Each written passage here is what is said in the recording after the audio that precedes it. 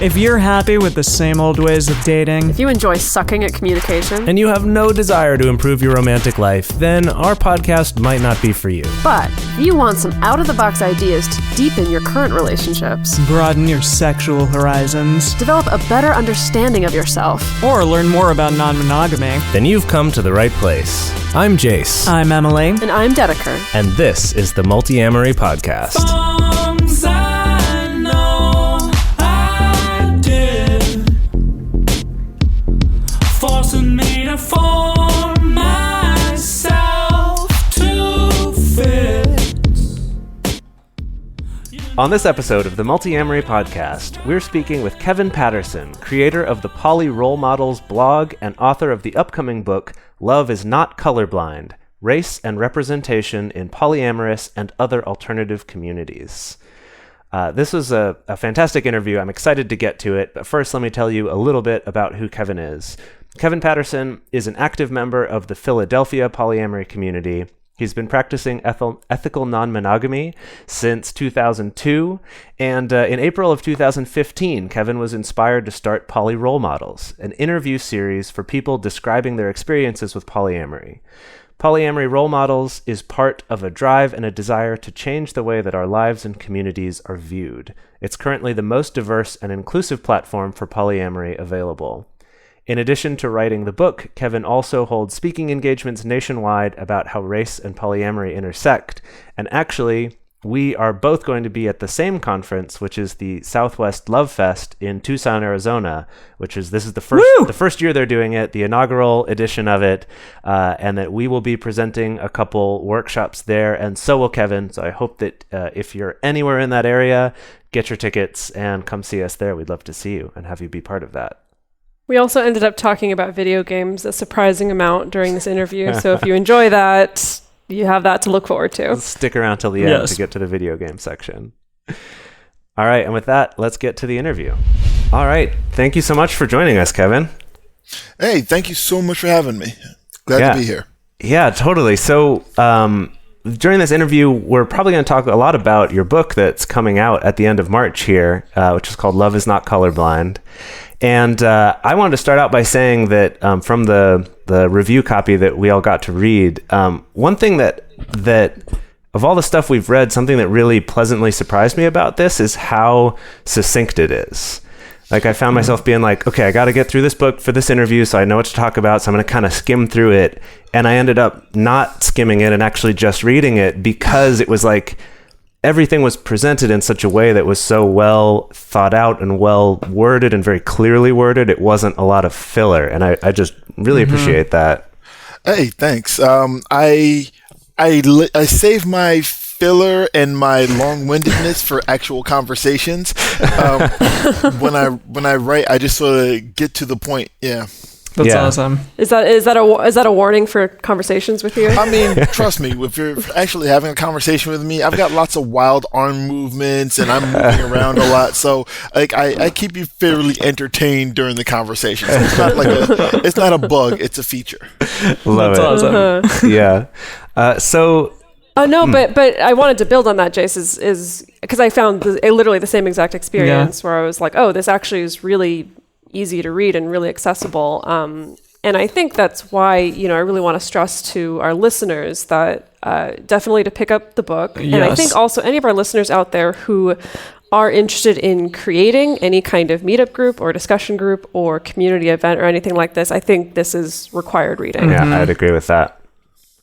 Yeah. I mean, we get so caught up in just trying to create a viability for our events, for our meetups, our communities, our discussion groups, our happy hours, our potlucks, that we end up not really looking at the demographics and not really examining the demographics. And it's so easy to get caught up in that, where polyamory, it's small, it's a niche, it's alternative. Sometimes you just want to get 20 people to your happy hour and you're not really paying any attention to what those 20 people look like. And that's something that we all need to pay more attention to, because there are people you can be leaving out, whether that's intentional or not.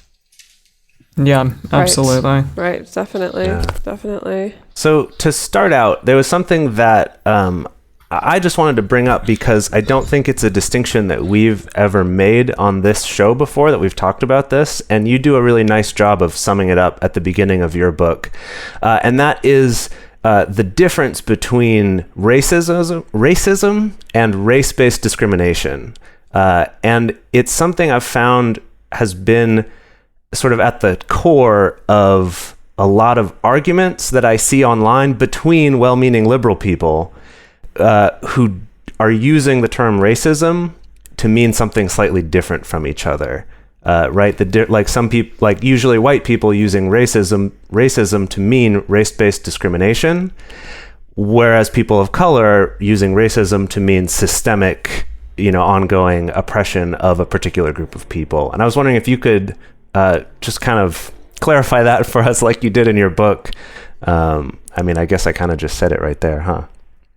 I wanted to make sure that I started the book with a real explanation of that, because if nothing else, it sort of makes sense of the issue in terms of sort of resources and representation, where if you talk about like individual instances of race-based oppression or race-based prejudice, you take away from the conversation about institutional systemic oppression. And they're not the same thing. They might look the same to someone who's not paying a whole lot of attention. It might look the same to someone who doesn't want to have the hard conversation about systemic oppression, but they're not the same, and you can't really approach them the same. It sucks when somebody treats you poorly because of your race or what have you, but that, I just walked a partner to the bus a few minutes ago, and as I'm walking back, it's cold outside. I'm wondering whether or not I should put my hood up, because the people who are assigned to protect and serve me, they might see a guy walking fast through the cold with a hood up, and that might turn into something that it really isn't. That's something really important. That is different than somebody doesn't like me because I'm blah blah blah race. Those are two different things, and you can't approach them the same way. And it's something that sort of, it permeates all of American society. So it needs to be examined the right way. Yeah. Right. Well, I feel like at least in America, when you go and look at like our childhood education around racism in the States is so very much this like tit for tat, no one should be judged by the color of their skin. Everyone should be equal. Everyone should be judged on their merits. And the unfortunate byproduct of that being, I think, like you addressed in your book, being that just talking about race at all becomes this taboo subject that no one's willing to talk about, because that's the definition that gets handed to us. It ends up being sort of a smokescreen. It ends up being sort of a curveball to sort of derail the argument and obscure what we're really trying to solve, what we're really trying to fix. And then it becomes harder to have the conversation when you don't feel like the people who you're having the conversation with when you feel they're being disingenuous about the topic, where if I'm saying, hey, this is my experience as a black man in America, and it's different than your experience as a white person in America, if you're trying to say, well, we have the same experience, we're not arguing on the same level. We're not having the same debate. You're not believing me when I'm telling you that my experiences are different than your experiences, and that makes the conversation so difficult to have. So I wanted to make sure, like at the beginning of the book, that I explain, when I say racism, I'm not talking about the guy that said, fuck you, whitey, because he was mad. I'm talking about I have a lack of resources. I have lack of access to resources or education about one thing or another because of systemic oppression. Yeah. I think it's such an important distinction to make. And I'll be honest, it's one that I don't think I really understood until just earlier in this past year. Finally read an article that made sense to me, that clarified that difference, because, I went to a very liberal college, but that was almost all white people. And so it's like we're having these conversations, but we're missing a pretty fundamental distinction there, I guess, about how to talk about it and what racism really means, and the difference between those individual experiences and the more, like you said, the more systemic ones. And we all have to sort of come to that point of learning, and everyone sort of has to hit it from its own angle. And I talk about it in the book, where for me it was a matter of like me understanding it by way of sexism was me understanding it through my own experiences with racism, where and I can't remember who. I think it was Brianna Wu who was like a main target of Gamergate back when that was sort of in full force. She's a friend of mine. We've been online friends for like over a decade, and I saw somebody talking to her about race or about misogyny and rape culture, and it sounded so much like the way people talk to me when I talk about race. Like the same circular logic, the same dismissive tone, the same sense that when the conversation was over, they were just going to go back to their lives and not think about anything I said because it didn't really affect them in a personal way. When I saw somebody doing that to a woman, I was like, wow, that's what I've been doing to women. Wow, that's what people do to me about race the whole time. Maybe I should be listening to what they're going through and understand their situation better, because I don't want to be that guy, because I know how it feels being on the opposite end of that. Yeah. And I so appreciate that you said that. Yeah, that's a perfect segue. Yeah, no, I mean, I really appreciate that you said that this book is, like Dedeker said, I think really required reading. I talked to my mom all about it this morning on my drive to work, because I just thought it was so meaningful and really, really awesome. I want to bring up this one quote, which I feel like you should say, but you don't have it in front of you, so I'll say it. But it's you said near the beginning of the book, one of the main problems at the intersection of race and polyamory, and really at the intersection of privilege and oppression, is that we don't always know what we're doing. We don't always stop talking long enough to listen, and we're often far too scared or too defensive to learn uncomfortable truths about ourselves and our behaviors. And it's really interesting because you just brought that up about yourself, which I really appreciate, that you are able to look at yourself, and it causes the reader to want to look at themselves as well when they read this book. So I think it's incredibly important. Learning those things. Learning those things sucks. Like it does. And I mean, it's interesting because when you're in a polyamorous relationship, you're forced to look at those things over and over again about yourself, about the way in which you look at relationships or your own insecurities. And so it was interesting to me reading this book, because I have thought in the past, and my viewpoints have now changed maybe a bit, but that like people who are polyamorous just automatically are people also who want to like learn a lot of themselves and become more enlightened and do all of those things, but the two don't necessarily jive together. It may mean that is the case, but they may be leaving out other things in addition. So the stuff that you talk about, for example. Yeah, like there's like you said, like polyamory is really big on owning your shit. Yeah. You know, that's really big on emotional literacy and figuring out, well, I feel jealous, so I should approach jealousy this way. But that's a lesson you can bring to every aspect of your life. Yeah. And, you know, I know there have been times where I've said things to people with different experiences than I have. And then like years later, I think about it, or not always years later. Sometimes it's like later that afternoon. And it's like, wow, I said that and that was terrible. I need to do better. I know better. Now I need to do better. And it's hard because you don't want to think. Everyone wants to think of themselves in the nicest, sweetest terms possible. Everyone wants to be the hero of their own story, and sometimes the hero messes up, and you just got to learn, grow, and get better at it. Yeah, it did definitely make me think like, oh shit, people, from the examples that you gave, even though people may be thinking about their own insecurities, they're not necessarily looking at their lives in this fashion and saying like, maybe I'm a cause and continuing the systematic oppression based on race. And that's really something that people should be looking at, clearly.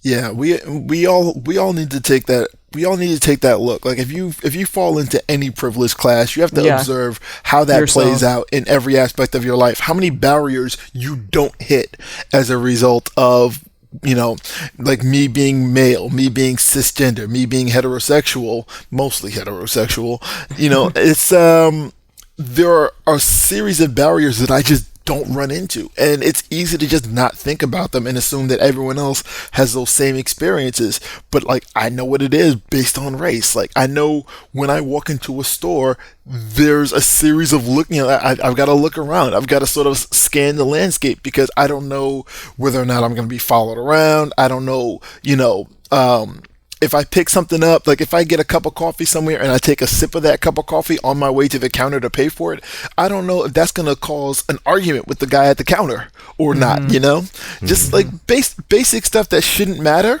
and doesn't matter for other people, I've got to pay attention to just through that one filter. And that's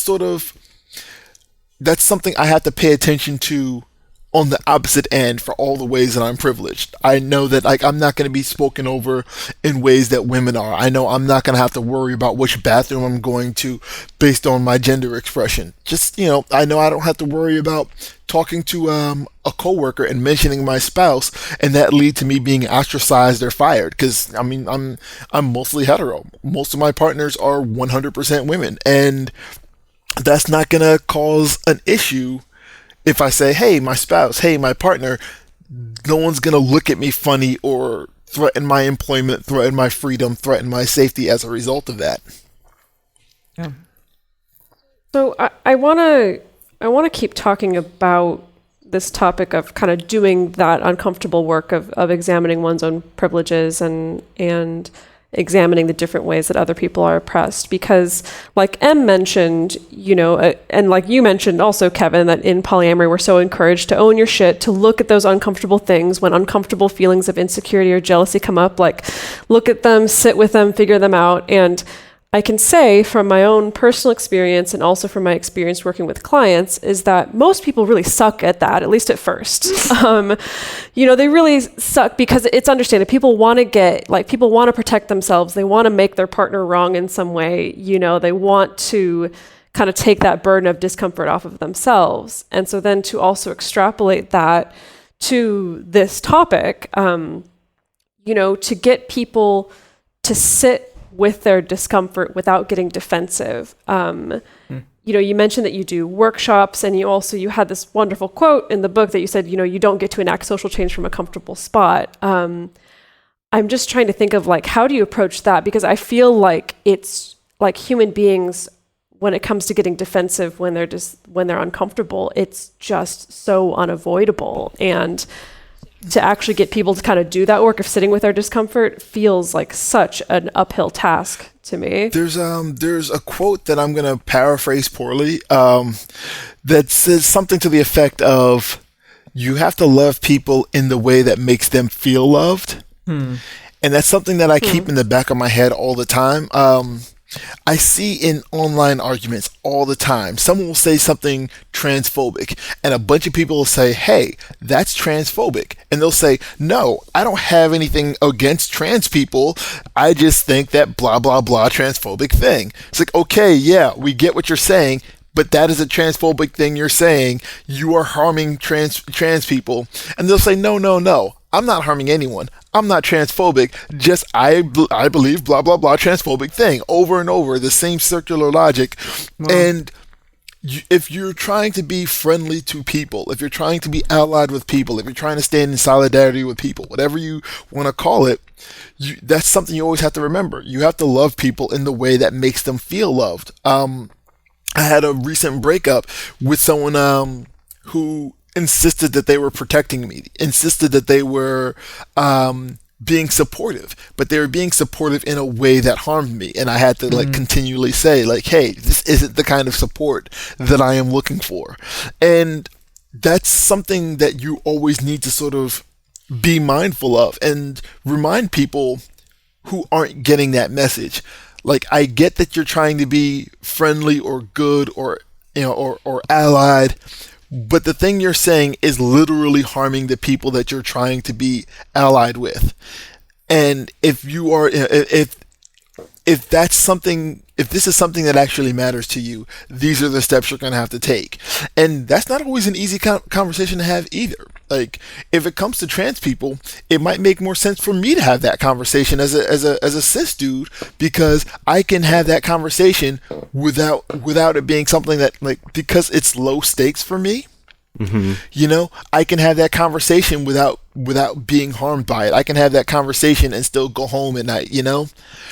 And that's not, you can't always just say, like, you can't ask someone who is being harmed to educate the person that they're harming, or the educate the person that's harming them. That's not always going to be a productive thing. That's not always going to be a reasonable thing.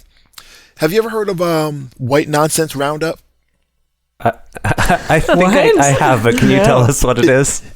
It's a Facebook group where it's a group of white volunteers, and in like any public post, if you're getting into a debate, if you're getting into an argument about racial dynamics with a white person who is not trying to hear you, you can tag this group, White Nonsense Roundup, and they show up with lightning speed. They show up and they'll argue with this white person on your behalf. And in the couple of times that I've had to tag them into a post, they showed up and said basically the exact same thing I had been saying. And the person I was arguing with in both cases said, "Wow, thank you for explaining this to me, fellow white person. You know, now thank you for explaining this to me in a way that I understand. I'm going to go on and you know, and be better with my life now, despite hearing the same exact thing just from somebody who looked different than me." Wow. I mean, I want to say it's like that's like simultaneously sad and brilliant at the same time. Yeah, I mean, like I'm glad they were there to jump in and help the situation, and at the same time, like I was so frustrated that they had to jump in and save the situation. Yeah. Wow. Jeez. Wow, I'm liking their page right now. Nice. Oh yes. All right. I want to, in talking about intentional communities and just polyamorous communities in general, you bring up another quote, which I'm also going to say because I think it's really important for our listeners to hear.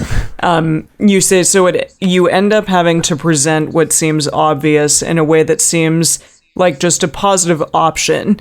Inclusivity has to be seen as a benefit to the community. The lack of diversity has to be seen as a detriment to that community.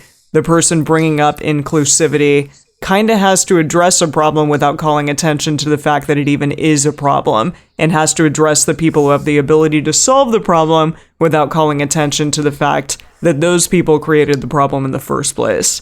So from this, I mean, I just kept thinking throughout this book, I was like, when was the moment when you were like, okay, fuck, I need to make this book. I need to do this because people need to understand what we go through. I've got this thing in my head. I've got this, it's based on like some old Ricky Henderson quote. Like I have a thing about what's on the back of my baseball card. Like what are the numbers on the back of my baseball card say? And I use that as sort of a self-esteem thing where if I'm ever feeling bad about myself, I remember what's on the back of my baseball card. Like I'm tall and I'm handsome and I've got a beautiful wife and I've got amazing partners and kids that, you know, kids that are fucking amazing kids. and so like it sort of pulls me out of like any depression that I'm in. The thing about it is what I need to do better with is looking at the back of my baseball card and knowing when I need to step up to the plate, because I didn't start this on purpose. I started talking about race and polyamory only because I was talking about my own experiences among my friends, among my family. Just, you know, it's just we're having conversations about like our like experiences. And one of my partners, Rebecca Hiles, the Frisky Fairy, she jumped in and said, "Hey, you should write about this. You should start. You should propose to do some workshops going forward and make that a thing that you do." And it wasn't something that I had thought about. It wasn't something I thought I could do, but she suggested it and I started writing and it worked out. And then at some point, somebody else said, "Hey, maybe you should write a book about polyamory." And I reached out to Thorntree Press, my publishers, and I had some other idea. And I said, "Hey, I got this other idea. I hear you're looking for polyamory books." And they're like, "That's an okay enough idea, but we've been hearing about this race and polyamory workshop that you've been giving. Maybe you should write a book about that." So like it wasn't something that I started on purpose. It was something that other people saw. They saw the numbers on the back of my baseball card and said, "This is the spot in the lineup you should be batting in." And it just sort of worked out. I started writing this book, and Ruby Johnson, who does Poly Dallas Millennium, she posted the other day and said, "She's awesome." Yeah, she is phenomenal. She's one of the strongest people I know. She tagged me in something the other day and said that I'm the first Black American to write, to have a polyamory book out. And I hadn't even thought about it that way. I don't even know if that's true. If somebody comes and claims it, I will hand it over to them. But until they do, I'll take it. And that's amazing to me. That's Black History. Welcome to Black History Month. Yeah, you said it was mostly white women. And I mean, really, we do have a white woman who wrote a polyamory author on our team here. So yes, that's awesome that you are the first Black person to do so. Yeah. I mean, again, I don't know how so well. Yeah, I'm glad it's being well received. Again, I don't know if that's true. I will hold the title till someone else comes in and points to their own publication date. But in the meantime, it's an amazing place to sort of find myself. I'm going to pivot us just a tiny bit. Because last week we recorded an episode on cognitive biases and how they can, particularly how they can affect your relationships and how they can affect when you're dating. And in the book, you talked about, racial preference in dating, about looksist preference in dating, and you specifically mentioned that just because you didn't define the beauty standards to which you describe, it doesn't mean that they can't be redefined at all. And I'd like to talk to you more about how that process of redefining beauty standards has been for you personally in your experience. So I went to Howard University, which is a historically Black college university. It's actually where Chadwick Boseman, who played Black Panther, went to. Oh, hell and yeah. I just saw Black Panther a couple days ago. I'm about to see it a couple days from now, so it's in my head. Yeah, Emily and I just watched it last night, actually. It was so good. Yeah, it is so good. But I went there, and I know that when I started school and when I left school, I had a completely different beauty standard in those years, because I found myself from growing up in a mostly white suburb to going to a primarily Black environment, that the things that I found beautiful on day one, they were still beautiful, but the range had changed. Mm-hmm. And it was just a matter of me being in spaces and, changing people in my head from being a bundle of stereotypes to being full-fledged people with motivations and dreams and, flaws and strengths and human beings. And I didn't go to school to do that. It was just something that naturally happened.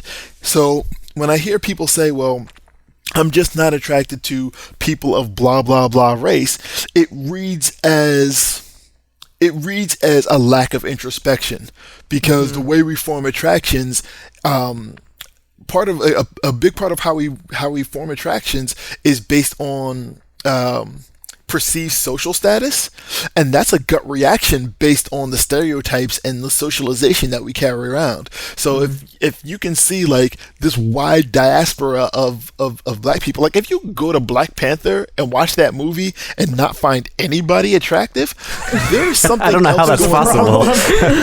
Oh my God, how is that possible? Yeah, but if that's a thing that you can do, if you can go and look at Letitia Wright and Lupita Nyong'o and be like, well, neither of these people are attractive to me in any way. There's something more going on there than the physical, and that's something that needs to be examined one way or the other. Because even if you think it's only limited to your dating life, it probably isn't.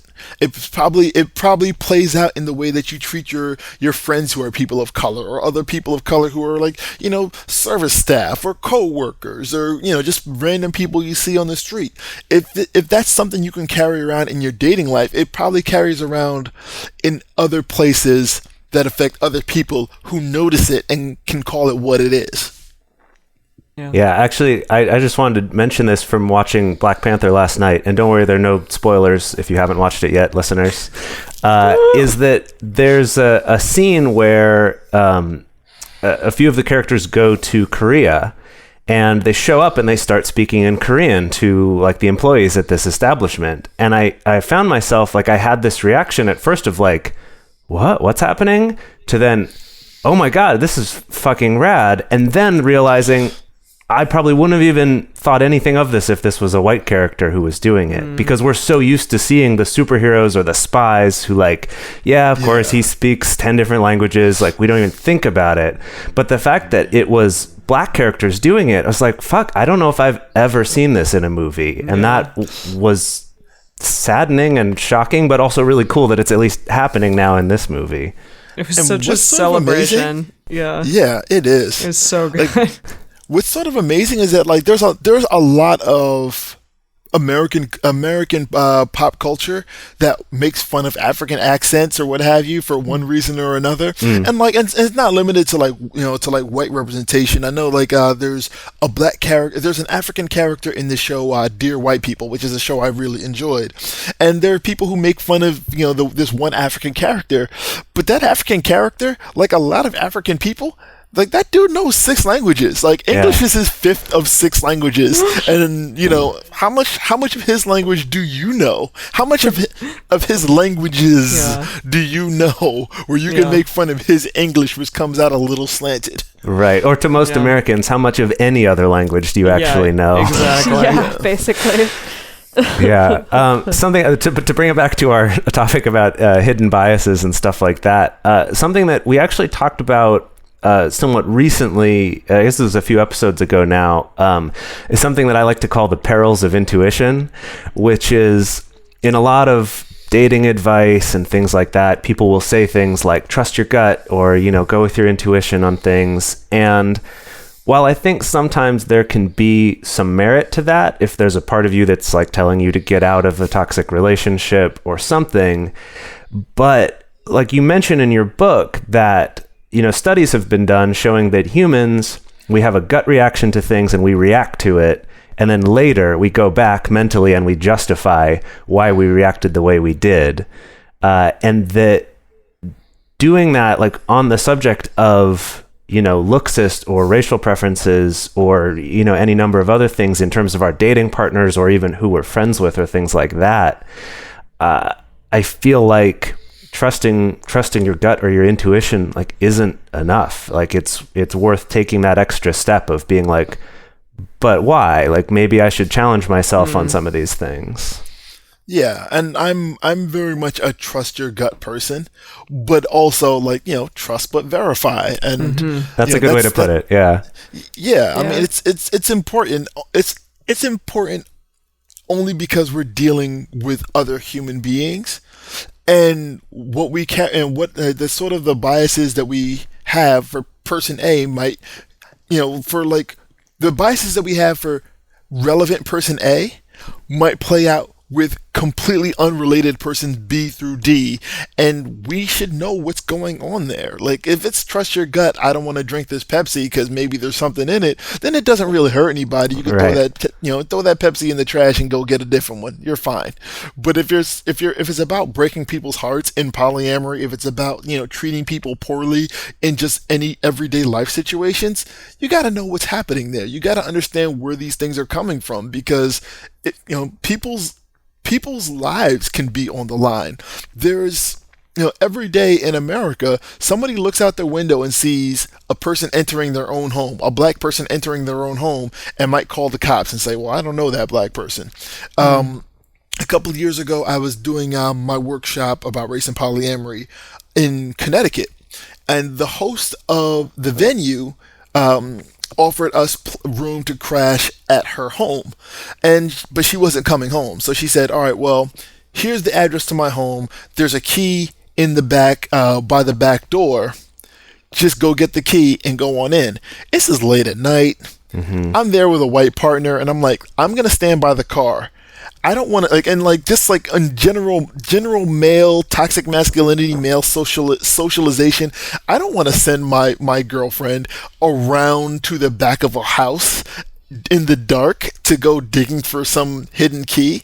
But at the same time, I'm like, she's white, I'm black. If I go digging around for some hidden key in some unfamiliar suburb, this could turn into any number of things because of somebody else's hidden biases that they don't really think that they have, that they don't feel like they walk around with. But once they see me behind that house looking for this key, all of a sudden, that might pop up to my detriment. Yeah. Yeah. Yeah, that makes sense. Along that line, I mean, we talked about in that in our cognitive biases episode, we talked about the empathy gap in general being something that is just there for all of us as human beings. And I know you called out like the racial empathy gap specifically, and I know you had something specifically you wanted to mention about that. Yeah, just I recall you speaking about you're like, if anyone has seen the movie Get Out, you had like your own Get Out party scene moment that you speak about in the book, and that you were at a party with that was your white girlfriend's birthday party, and that everyone was using microaggressions, even though they themselves may have been thinking like, oh, I'm being kind to this person or I'm being inclusive in a way, but they still had those cognitive biases there. Clearly. And I don't know if you can talk about that a little bit, because again, it was a moment of being like, holy shit, like, when have I done that? Have I done that? I'm sure I've done that. What can I do better next time, etc.? Yeah. I mean, it was just, like you said, they all felt like they were being welcoming, and there were so many different topics we could have been talking about for them to be welcoming. I mean, I was the odd man out in terms of proximity, because this was a distance away from where I live, longevity, because this was a relatively new girlfriend versus people who had known her for years, longtime friends and roommates and romantic partners, but they kept trying to engage me in conversation based on race, in conversations that had nothing to do with race. It was just, hey, I dated a black girl once, or hey, I had a black coworker, or just these completely random asides that had nothing to do with me as a person, and it was just me as a race. And they probably thought that they were being really friendly and really welcoming and throwing an arm around me and bringing me into this party, and really they were just pushing me away over and over and over. And I didn't want to make a scene about it because there's already this prepackaged stereotype of the angry black guy. So if I say like, hey, this is not all right, all of a sudden I'm ruining my girlfriend's birthday party by not being sensitive to the needs of the other party goers. And it was a really frustrating situation. And then when I watched that movie Get Out last year, it was so hard to watch that scene because it felt the same. And like another partner who was with me at that party, she was with me the first time I saw Get Out. And she leaned over to me and she was like, yo, it was just like that party that one time. And I was thinking it right before she said it. It was so hard to watch because I'm watching Daniel Kaluuya, who's doing this brilliant acting job of keeping things like keeping his shit together. Just keeping it together, this low-key rage that he's got to keep to a simmer because he doesn't want to ruin his girlfriend's family party and everything like that. But you can see like he's uncomfortable and she's uncomfortable, and the people who are making him uncomfortable don't notice it at all. Yeah. I kind of want to do what you do a lot in the book, which is kind of bringing up some analogies to help people who don't have a personal experience with this to understand it. And I think maybe something that our listeners would relate to, that again is probably just like a fraction of what your experience is, but I think when people are polyamorous and when they do open up to their friends or to coworkers or something like that they might be like, oh, so like I have a husband and I have a boyfriend, and then the coworker will come back at you with, oh, really? Wow. You know what? Like my girlfriend and I are trying to have a threesome. And you're like, I didn't say anything about threesomes. Yeah. But like, The you know, I forced think that, you know, ambassadorship again, that you talk about a lot. yeah, that the parallel, obviously it isn't perfect and not nearly as intense, but I think something that can relate to of, you know, experiencing these random asides that come in from nowhere, again, from someone who's probably very well-meaning and just trying to like, thinking that they're meeting you at the same level when they're totally on like completely different sides of the map, essentially. Oh, polyamory. Yeah, my girlfriend cheated on me once. Right, yes, exactly. God. Or I feel like more often I get people being like, oh gosh, wow, yeah, I've been terrible at monogamy. Yeah. That's It's usually like, I'm not terrible at monogamy. I'm good at polyamory. Yeah. right. Yeah, I remember actually someone giving me a really good example of this, unrelated to polyamory or race at all, but was about having kids. And if someone with kids talks to someone else and they are like, oh yeah, I know what you mean because of blah, blah with my pet. And you're just like, you have no fucking clue what having kids is all about if you think that's even in the same neighborhood. Yeah, I respect people with pets and everything, and I respect how difficult of a thing that is, but like, what's going on? Like, I've got a pet and I've got kids, and these are night and day situations. Yeah, yeah. Well, so I guess there isn't really a segue here, but I really just want to talk about video games, honestly. Yes. Because they're all throughout your book, and all three of us are video game nerds. Oh my God. Yes. Yeah. I know, Jase, you had specifically a question that I'm also interested in. Okay, yeah, mine's a brief question. In the book, you mentioned that you have a tattoo of the like polyamory infinity heart that's adapted from the Assassin's Creed logo. Which is so cool. If you take a look at my Twitter page, which is at Polyroll Models, that is the logo for my Twitter page. Okay, yeah, nice. I doing it right now. I really enjoyed the Assassin's Creed series. Assassin's Creed Revelations was probably my favorite one out of the bunch. The way they wove Altair and Ezio's stories. Yeah. And then at the end, when he gives this explanation of the creed itself, when he gives this explanation of the creed about like nothing is true, everything is permitted, right? It's sort of played into like my own ideas about polyamory in terms of the societal structure that I've been given isn't true. What I want to do with my life, as long as I'm not harming myself and others, is permitted. Like, that's just sort of what I took from it. So I wanted to get the Assassin's Creed logo tattooed anyway. So when I found a way to sort of tie it into polyamory by stylizing it, flipping it upside down, and adding the infinity to it, that was an instant move right there. Oh, that looks awesome. I'm looking at it now. It looks really cool. Yeah. Thank you. Yeah, definitely. Yeah. So if all of you listeners want to check it out, go to Polyroll Models on Twitter. Yeah. And I love that, you know, you also shared this wonderful story about being at a conference and bonding with another conference goer about BioWare games specifically. Like about Mass Effect and about Dragon Age. And, you know, that in that instance, this person who turned out to be a trans woman, you know, brought up, you know, the trans character that was in Dragon Age. Now in Mass Effect.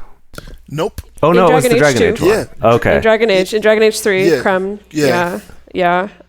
Voiced by Jessica Hale, right? Jennifer Hale, my favorite voice actor. Jennifer Hale, sorry. Yeah, Jennifer Hale. And it was, you know, it was a wonderful example that you shared of, you know, kind of avoiding othering, of kind of finding where are the places where we're the same rather than the places where we're different.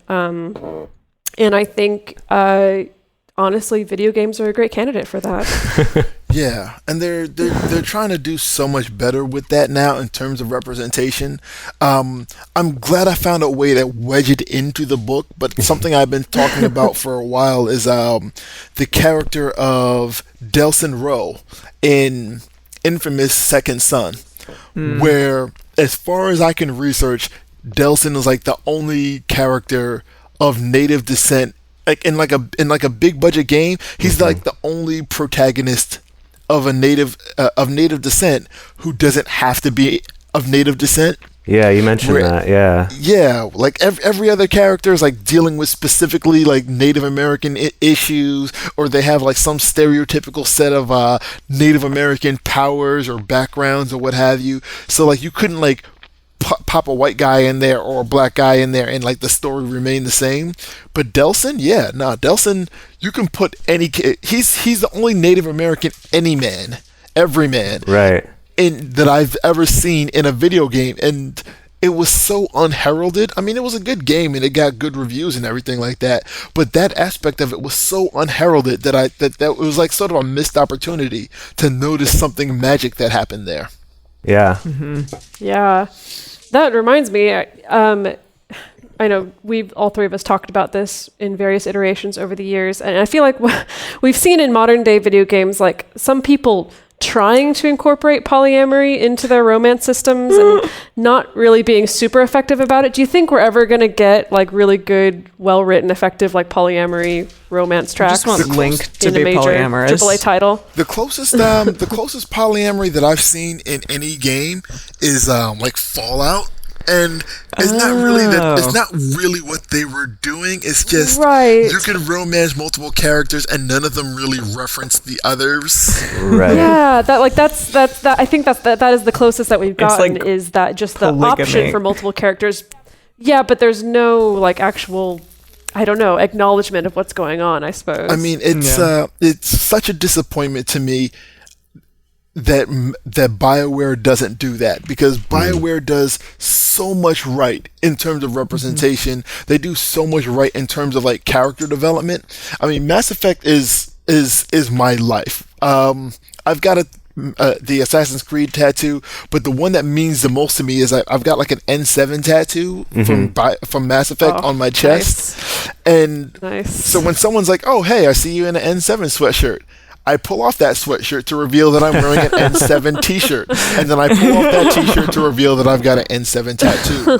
And then we start talking about, like the woman in that story is probably the third or fourth person that I've randomly had BioWare geek out sessions about just because I was wearing some gear. Mm-hmm. I love that you're 3 levels deep, N7. Yeah. So wait, are you a PlayStation person or an Xbox person? I am a PlayStation person. Okay. I currently own a 360, and I only have 3 games: Mass Effects 1, 2, and 3. Yeah. It's the only reason why I own a 360. It's all you need, really. Yeah. It's all you need. Wow. So this has been fantastic. Yeah. We're about to run out of time, but Kevin, can you let our listeners know where they can find more of your stuff? All right. Well, the easiest place to find all of my stuff is polyrolemodels.tumblr.com or facebook.com/polyrolemodels. I would steer people towards the Facebook page because that's where my events appear. I'm doing a book tour for Love's Not Colorblind.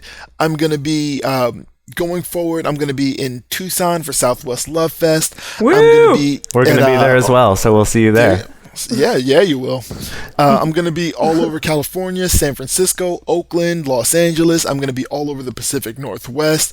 I'm going to be in New York, Philly, the DC area, Atlanta, Dallas. I'm going to be basically everywhere possible to